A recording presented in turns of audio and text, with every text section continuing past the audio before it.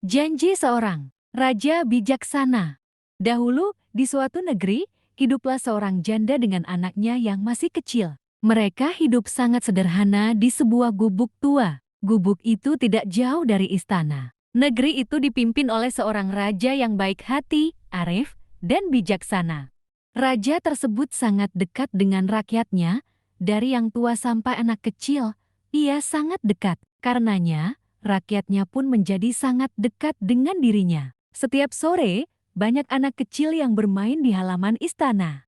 Begitu juga halnya dengan anak janda tersebut. Karena miskin maka mainan anak itu pun hanya seekor nyamuk yang diikat dengan benang. Kemanapun anak itu pergi, nyamuk itu selalu dibawanya. Suatu hari, ketika anak janda itu bermain di halaman istana bersama teman-temannya, tidak disadari hari sudah hampir gelap. Karena takut dimarahi oleh ibunya, anak tersebut pulang dengan tergesa-gesa. Sebelum ia kembali ke gubuknya, ia sempat menemui sang raja. Baginda yang baik, hamba harus segera pulang. Sebab, jika hamba telat sampai rumah, ibu hamba pasti akan marah. Bolehkah hamba menitipkan nyamuk ini di istana? Besok hamba akan main lagi ke sini? Ucap anak itu. Boleh, kau bisa ikatkan nyamukmu di tiang depan istana? Ucap sang raja. Keesokan hari, anak itu kembali ke istana untuk bermain di halaman bersama teman-temannya. Namun, nyamuk kesayangannya sudah tidak ada di tiang tempat ia mengikatnya kemarin. Duh, di mana nyamukku? Tanya anak itu dalam hati. Ketika ia melihat ke samping, ternyata ada seekor ayam jantan di dekat tiang tersebut. Ia pun berpikir ayam jantan itu yang telah memakan nyamuk kesayangannya. Anak itu segera menemui sang raja. Baginda, nyamuk hamba hilang. Sepertinya dimakan ayam jantan milik Baginda.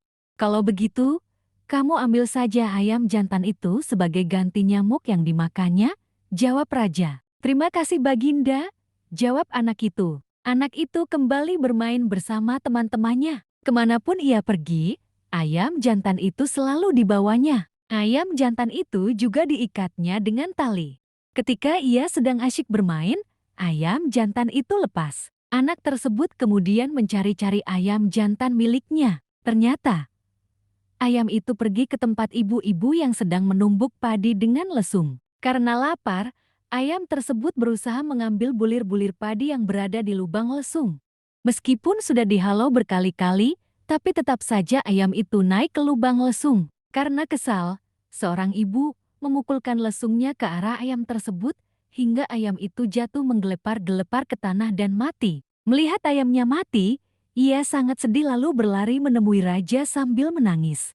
Ia melaporkan kejadian yang menimpa ayam kesayangannya kepada sang raja. Sudah, kau jangan menangis lagi. Sekarang, kau ambillah lesung itu sebagai ganti ayam jantanmu yang telah mati, kata sang raja menenangkan hati si anak. Betapa bahagianya hati anak itu.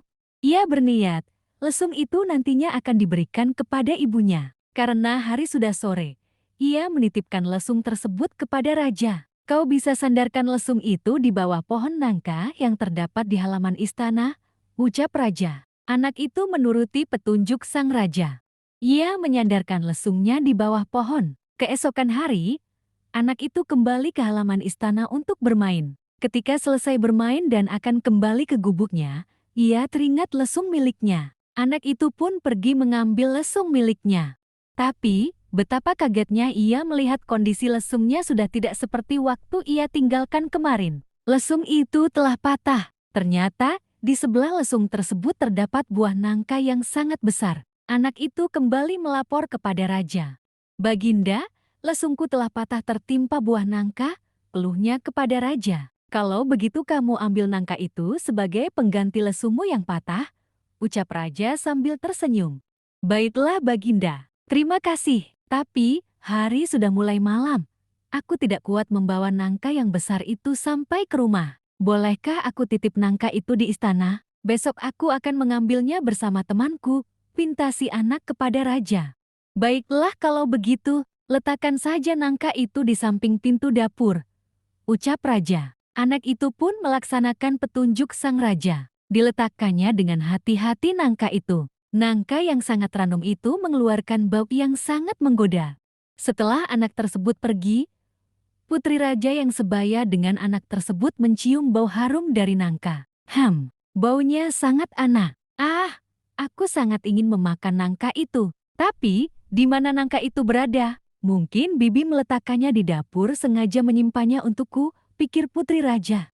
Kemudian, ia pergi menuju dapur mencari keberadaan nangka. Ia terus mencari nangka tersebut. Akhirnya, ia melihat sebuah nangka yang sangat besar dan ranum berada di samping pintu dapur. Ini dia nangka yang aku cari-cari, ucap putri raja dalam hati. Ia pun menyuruh pembantu istana untuk membuka nangka tersebut. Setelah nangka dibuka, putri raja memakannya sampai puas. Ia tidak mengetahui bahwa nangka tersebut ada pemiliknya. Esok harinya, ketika anak itu hendak mengambil nangka miliknya, ternyata malah tidak ada di tempat. Kemudian, ia melihat ke arah tempat sampah milik istana. Ternyata banyak biji-biji nangka berikut kulitnya berada di tempat sampah itu. Hati anak itu kembali kecewa. Nangka miliknya sudah dimakan orang lain. Anak itu kembali melaporkan kejadian tersebut. Baginda yang mendengar cerita anak tersebut kembali tersenyum. Ia pun berkata dengan bijak, "Nak, ketika nyamuk peliharaanmu ditelan ayam, aku menyerahkan ayam itu kepadamu. Ketika ayam itu mati terkena pukulan lesung, aku menyerahkan lesung itu kepadamu. Ketika lesung itu patah karena kejatuhan buah nangka, aku juga serahkan nangka itu kepadamu. Nah sekarang, nangka itu telah dimakan oleh putriku. Mau tidak mau aku juga serahkan putriku kepadamu," ucap raja. Saat itu, si anak tidak mengerti perkataan sang raja karena masih terlalu kecil. Akhirnya, ketika anak itu sudah beranjak dewasa dan menjadi pemuda tampan, sedangkan putri raja sudah menjadi gadis yang cantik, raja menikahkan keduanya. Mereka menikah dengan pesta yang sangat meriah. Ibu dari pemuda itu pun diboyong ke istana dan hidup bahagia.